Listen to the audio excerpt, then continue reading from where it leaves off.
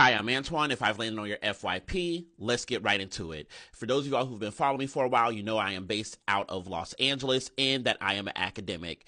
And we have been under siege here in Los Angeles for almost a week. But if we're going to tell the truth, that this has been happening for quite some time in this city.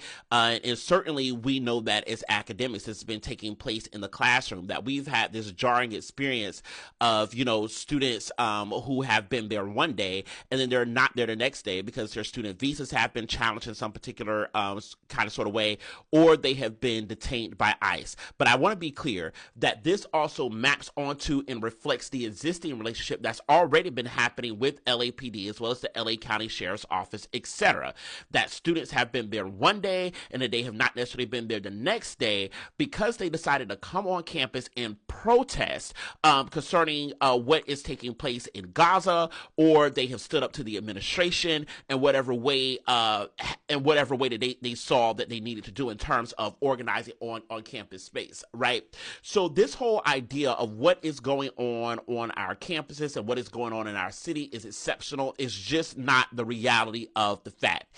Here is the truth, right? That ICE is able to do what ICE is able to come into Los Angeles and do what they are able to do because Los Angeles is uniquely positioned. What do I mean by that? Los Angeles is uniquely positioned because of the way that LAPD, as well as the LA County Sheriff's Office, as well as the LA School Police, which is a different police force that operates independently in this city, is set up. In other words, our schools are carceral. Our streets are carceral. Our banks are carceral. Public space is carceral. In other words, that there is a steady and persistent and superimposed type of surveillance that is articulated in Los Angeles that exists, that is perhaps not existing anywhere else in the United States in the ways in which it exists here in Los Angeles. And one of the reasons that ICE is able to come into Los Angeles and make that possible is that because LAPD, as well as LA County Sheriff's Office, as well as our city administration,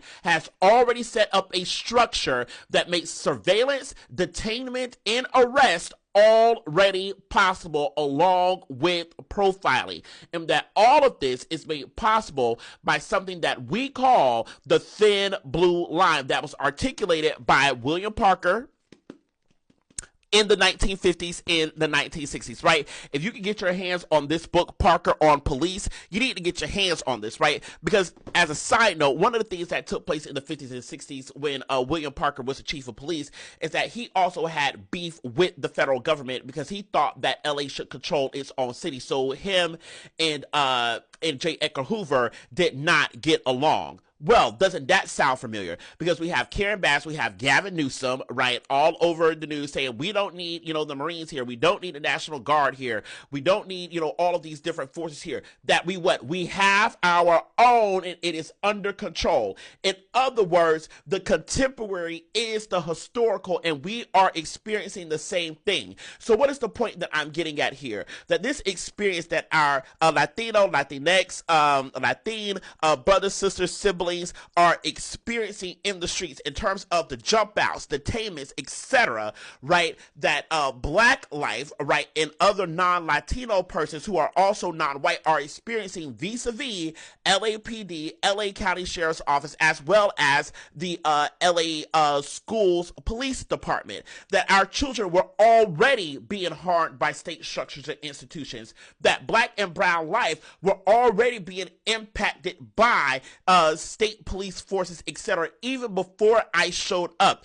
That the reason why ICE has showed up in a very particular and specific way is to do the work in the agenda of Donald Trump here in Los Angeles that Karen Bass and by extension Gavin Newsom were already doing with local police forces. What's the point that I'm making here? Whether it's the left wing, the right wing, or the modern tail center, it all floats the same bird. Take a look at this map. You see that part in the red there? This is a part of Los Angeles, by the way. Those were gang injunctions, which have been declared unconstitutional, but low-key, we know they still use them. And what happened in these gang injunction areas? That LAPD would jump out on people after profiling them, arrest them, and disappear them, and separate them from their families, and put them over in Twin Towers, and people would not be heard from 4 months. You see those areas in light blue? Those areas represent the Los Angeles School Police Department, where black children were arrested and disappeared from schools without notice, and their parents had no clue where they were. And up in the corner, you'll see a little pink outline. That represents the Safer Cities Initiative, where LAPD carried out exercises where they would arrest people at will. Now, you're going to have a hard time explaining to me as a sociologist how what ICE is doing is any different. What we are experiencing is not necessarily a difference of kind, but a difference of degree. That both in all of these forces, right, are leaning into and are leveraged by the thin blue line that was articulated by Bill Parker. But what we are experiencing in this city is necessarily Karen Bass saying, I should have control. Gavin Newsom saying, I should have control. Donald Trump saying, I should have control. And what does this all iterate? It reiterates white supremacy. Hold on for just a minute. White supremacy is the unnamed political system that has made the modern world what it is today. Ironically, the most important political system of recent global history is not seen as a political system at all. It is just taken for granted. It is the background against which other systems, which we are to see as political, are highlighted.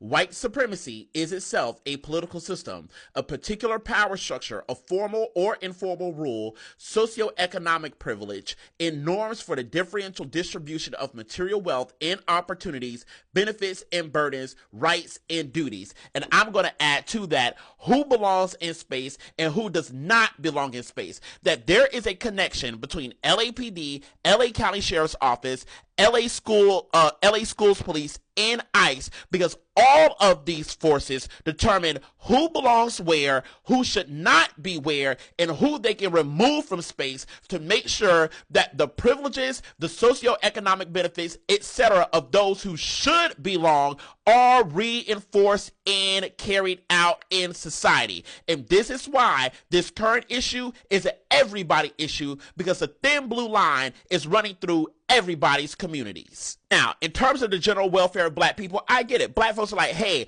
I didn't vote for this man. I'm not getting in the streets. I'm not doing any movement work because we've been there. We've done it. But for those of us who are in the space, right, and for those of us who do a certain kind of work, we understand, number one, that education is political. And we understand that within these institutions, in whichever space that we navigate, that we protect our undocumented students from ICE much in the same way that we protect our students from LAPD, LA County Sheriff's Office, and the Los Angeles School Police Department in the same exact way. That the reason why LA as a city has been able to mobilize against these forces in the ways in which we have is that because this is what we live with every day. That this is not a difference in kind, it is merely a difference in degree, and that this is why this issue matters, and that this is why saying something matters. So no, in this particular hour, making content and being consistent is not going to be possible because of the fact that we have to step up and make sure that folks are okay, that when families come to graduation that they are safe, that if ICE will roll up on an elementary school graduation, what do you think they're going to do on a college campus? Right? That we understand that it was not ICE who was on UCLA's campus running down on students. That was the Los Angeles County Sheriff's Office and LAPD and private forces that were hired by the university itself. So what I'm trying to do here is make critical connections, that we can see this all as one big continuum, that we have to understand that Los Angeles is an economic powerhouse that helps to contribute to the gross domestic product of California, that allows this state to be situated as if it were its own nation, it would be the fourth richest one in the world. And that this is why when Donald Trump says, hey, I'm not giving any federal dollars to the state of California, Gavin Newsom will say, that's fine. We generate our own money anyway. But then Donald Trump comes into this state and he says, you know what? I'm going to impact the lives of those who contribute to that economic production in the state. And then Gavin Newsom and Karen Bass says, hey, no, we control those lives and we say they can stay because they're contributing to the economic production of this state. And then coincidentally, they also contribute via their taxes, right? We do understand that undocumented people do pay taxes. Yeah, that part. So I may not be able to be as consistent right now because I'm busy making sure that students feel safe and secure and that students can learn. I'll catch you in the next one.